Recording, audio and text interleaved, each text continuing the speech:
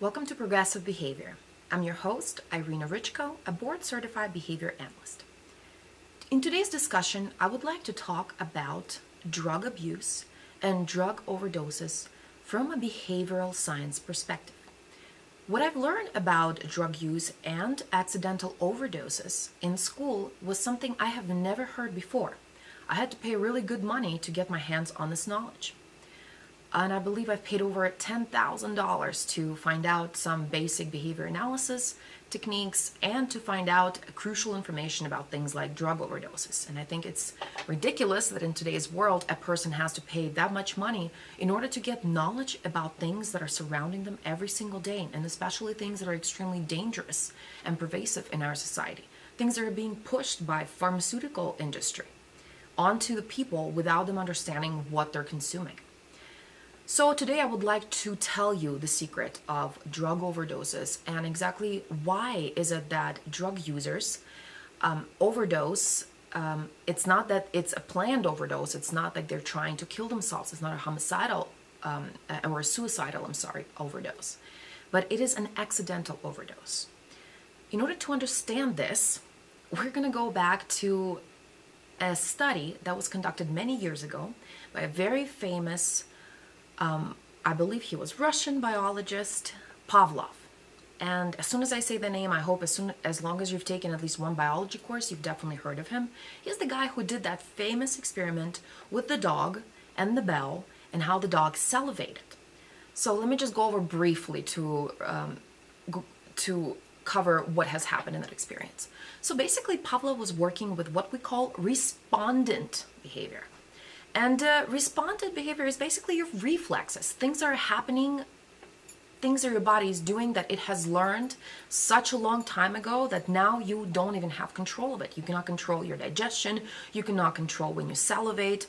You can't quite control when you get hungry. You can control your food intake and voiding, but when your body is hungry, that is regulated by your own homeostasis. So what Pavlov did is that he basically did a simple experiment with the reflex of a dog, with the salivation reflex. First, he introduced, the dog was hungry, he puts a bowl of food in front of the dog begins salivating. And he actually made a hole in the dog's throat in order to collect saliva. I believe it's not quite in his throat, but it's in the side of the dog's face in order to extract saliva from the gland. So he can see how much saliva is dripping in the beaker. So after the dog, he saw it salivates when the food is presented, which is more than obvious. Everyone who's hungry will salivate when food is presented. But what he did then is then when he paired a ring of the bell, so just a random stimulation, an auditory stimulation of the ringing of the bell, and he paired it with the food. He's done it several times. So every time the bell rings, the food is presented, dog salivates over and over and over. And then the last part, he only rang the bell. What did he see? The dog salivates. So as you can see, what has happened is that respondent behavior can be paired with arbitrary environmental stimuli. What am I saying by that? Any kind of reflex is going to be associated with the immediate things in your environment, right? So when the bell rings, the dog salivates. When the phone rings, you pick up the phone. That's basically conditioning of behavior. That's a bad example because it is not a respondent behavior, picking up the phone.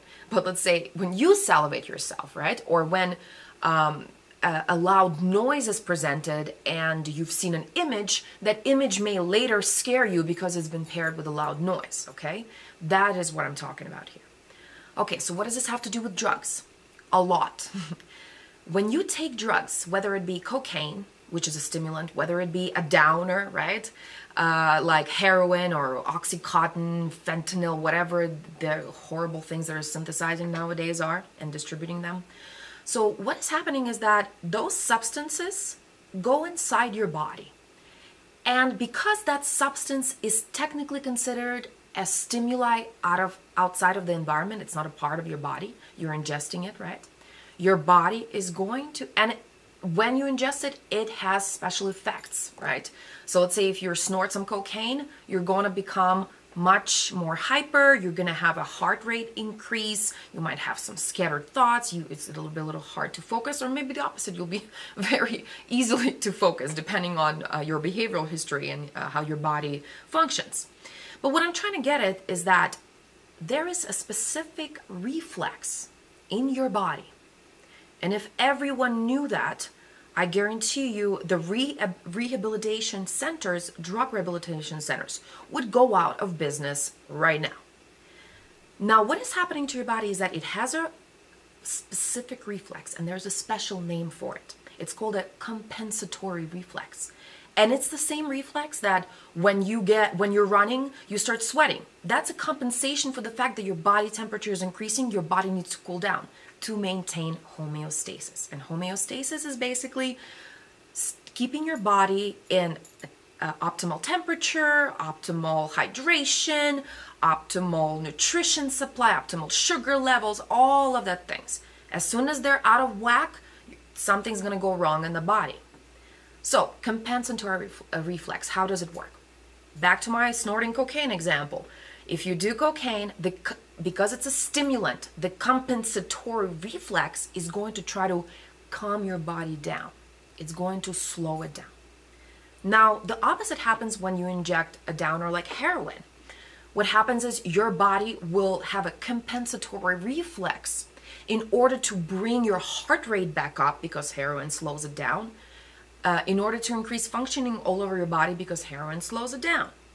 So, whenever you do drugs, the reason why you feel the high is because of the compensatory reflex that your body engages in. And that battle between trying to bring the effect of the drug down and the drugs itself trying to bring its effect on the body is exactly what a high is. That's what makes people feel good. Once it's over, once the body has completed its compensatory reflex and it's taken care of all of the extra substance that was in your body, once it's completely processed in your body, then you no longer feel high. So, what does this have to do with drug abuse and drug overdoses? What behavioral science has proven for so many years now is that drug abuse and drug overdoses depend on the environment that the drugs are used in. Let me give you an example. Imagine a rock star, okay? And let's say maybe a rock star back in the 60s. The drug abuse was rampant. It was pretty normal. Not a lot of people knew what it did. They knew that it enhanced your creativity. You can play guitar amazingly. It makes you feel good. But what they did not know is when a rock star takes drugs and he goes on stage, there is a lot of stimulation happening. There's noise from the speakers. There's a crowd. There is lights. A lot of stimulation. So just like the dog has paired its salivating reflex with the ring of the bell, the body of the rock star has paired the drug use, so the compensatory reflex of if he's doing heroin, he's going to be more hyper. If he's doing cocaine, his compensatory response is going to bring him, try to bring the body functions and the heart rate down. So that reflex is now paired with the things in the environment. Just like the bell was paired with the salivation for the dog, the compensatory response to keep you high is now paired with whatever is in your environment. Now let's say what happens when all of a sudden that stimuli is removed. What happens with the Pavlov's dog when you don't ring the bell? There is no salivation. And it can even happen once it's paired so well and it's done over and over and over and over. The food itself is not going to be enough. So this is exactly what happens in the human body. So let me explain it. When a rock star does the drugs, he's on stage.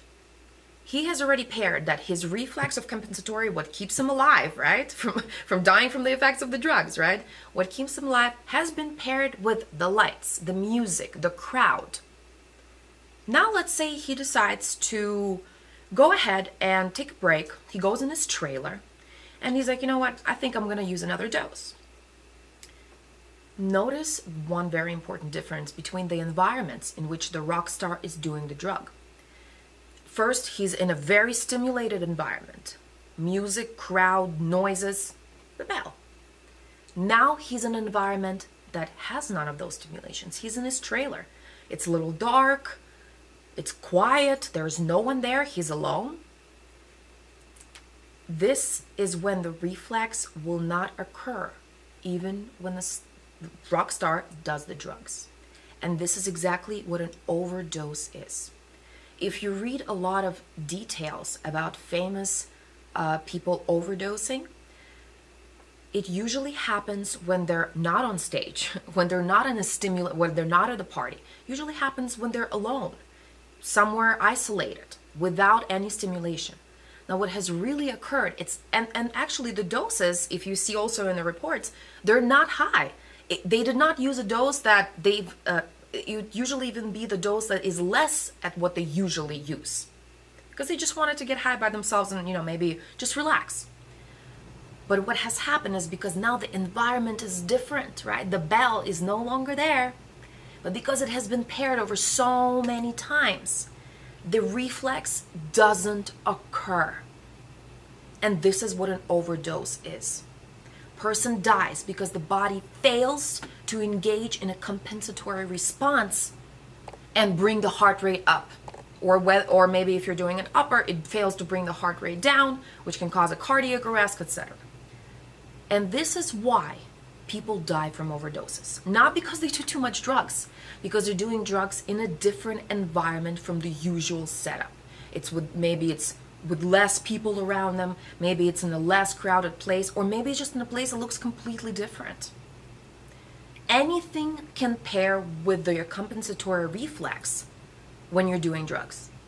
Let me explain what kind of things can do it. It can be your TV.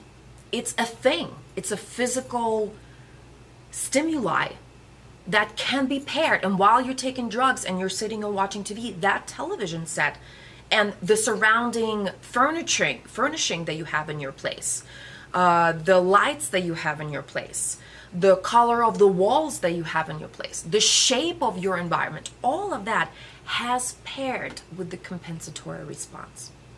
And if you do the drug in a different environment, it can kill you, because your body will fail to engage in compensatory response, because that stimuli that has been paired with that response is no longer there. Personally, I have had several people in my life that I knew and I was close to have passed away from a drug overdose. It makes me so sad that I could not tell them this when I knew that they were doing drugs, but I just didn't have this knowledge. And if I only could tell them, listen, this is what's really happening. In my own foolish mind, I feel that I could save them. This is why I talk about this. This is what's reinforcing my behavior. I have seen the suffering of not keeping information away. I have seen the result of what happens when you charge people for basic knowledge about their bodies. It is harmful. It is killing them. It is unethical. And if the pharmaceuticals company are going to push these drugs onto the individuals, that is up to the scientists to at least inform the people of what is happening to their biology when they use substance. One more thing I want to add. I have heard that people refer to alcoholism and drug addiction, sexual behavioral addictions as diseases. They literally say that you have no control over this, that this is something beyond you, and just like having cancer or just like having a kidney failure or some kind of other disease of your body, that it's out of your control. Let me tell you what behavioral science thinks about that and what they have studied. They have conducted research on it many, many times. And I'm going to tell you just one basic outcome of what's going on. The big difference between having a disease and having a behavioral addiction is that one, can be cured by simply changing your environment. Second one cannot be cured unless some kind of medical intervention, surgery, hormones, chemo, THC, whatever it is that needs to be done to help the body. I'm guessing you already know that I'm talking about that behavioral addiction is just that. It's a behavioral issue. And it can be solved as long as we can change variables in the environment. But if you have a biological disease, something that is happening to your body on a microscopic level, that you definitely have no control of. And even the change of the environment is not going to save you. What am I talking about? The studies that they conducted is that they paid people money to stop using drugs, to stop using alcohol, to stop using cocaine, to stop using heroin. And guess what? It worked. It has given the best results that it has ever had. Now, how can you possibly say that a disease like kidney is the same thing as alcoholism? People have been cured and stopped engaging in alcoholism where they were simply paid to not do it. It was clear that alcoholism was not a disease. It was just something that was helping a person cope with their troubling environment. Once we gave them money and the environment became better, they literally did not engage in drug use. Now you tell me, how many people do you know that you can pay them in order for them to stop having cancer? How many people can you pay for them to not have a kidney failure? You're catching my drift. So what they're trying to tell us is a complete BS. These addictions are a result of the environment. And the sooner we as species take control of our environment by becoming educated about how our bodies and environment interacts, the sooner we can make this world a better place. Thank you for listening. Behave progressively.